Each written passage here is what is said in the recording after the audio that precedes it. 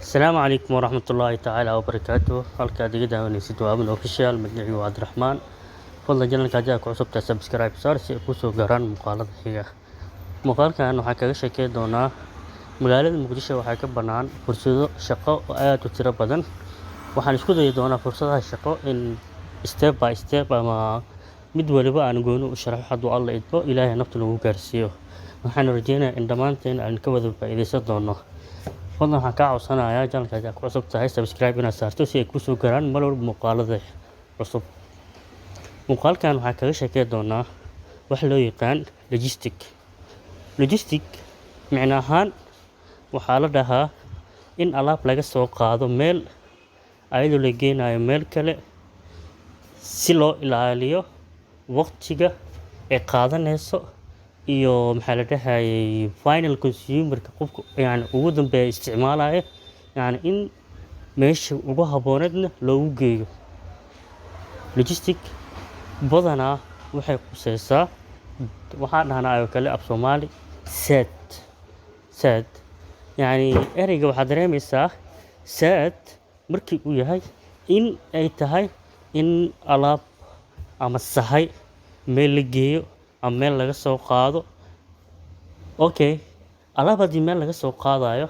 ama meel la geynayo waxaad dareemaysaa in point asal ah, qodob asal ah ama meel asal ah alaabta laga soo qaadayo. Alaabta markii la soo qaado waxay ku soo dhammaanaysaa meel kale sax.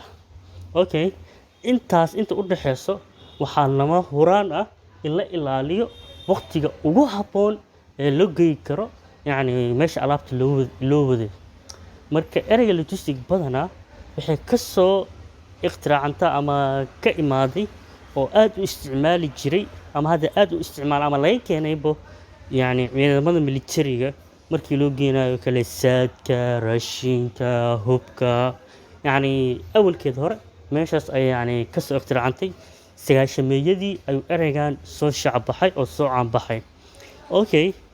Waxaan dhahnay marka logistic waa alaab meel laga soo qaado la geeyo meel kale ayadoo la ilaalinayo waqtiga iyo ayadoo la geynayo goobta saxda ah. Sidee marka logistic shaqo ahaan magaalada Muqdisho ama gebi ahaanba Soomaaliya ugu bannaan tahay? Saati waxaan dhahnay ka soo qaad maanta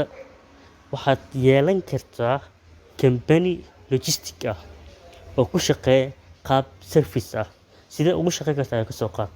Waxaad samayn kartaa baabuur ama mooto ayaa samaysanaysaa magaalada Muqdisho dhexdeeda waxaa samaysanaysaa mooto oo kaliya qaado alaabta. Ka soo qaadoo kale qof hebel wuxuu rabaa Axmed wuxuu rabaa alaab in loo qaado loo geeyo waxaa laga qaadayaa oo kale ka soo qaad Bakaaro. Alaabtaas waxaa loo rabaa Madiino. Alaabtaas inta loo rabaa Madiino.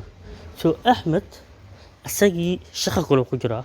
waqti ma hayo uu alaabtan ku qaado oo meeshaas ku geeyo.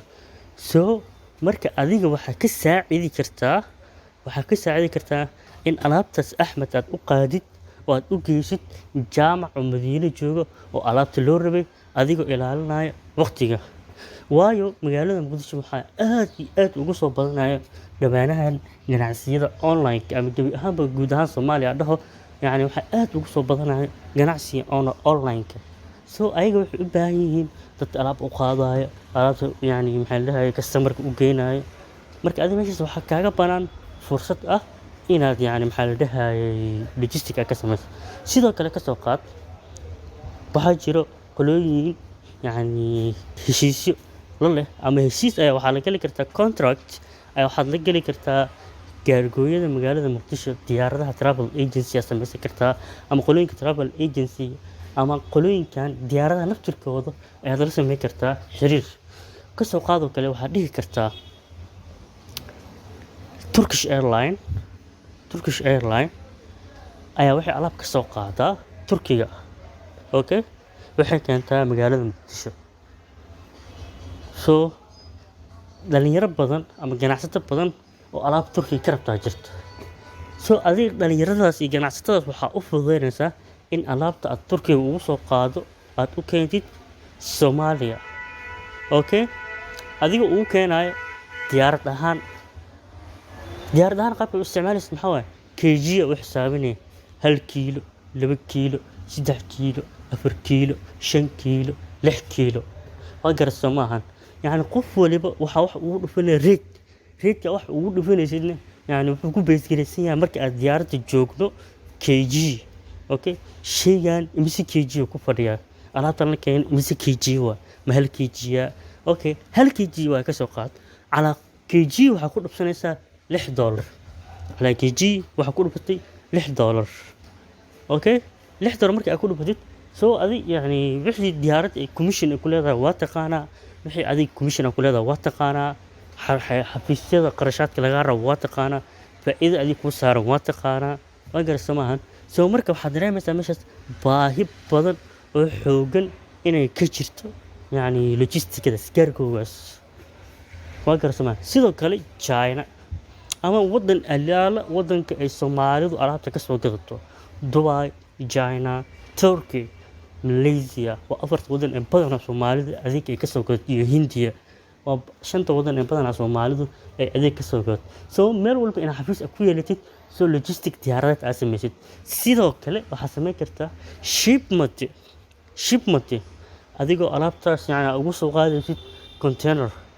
jaamaca alaab keensanay Soomaali u raba xafiiska warehouse geenaysa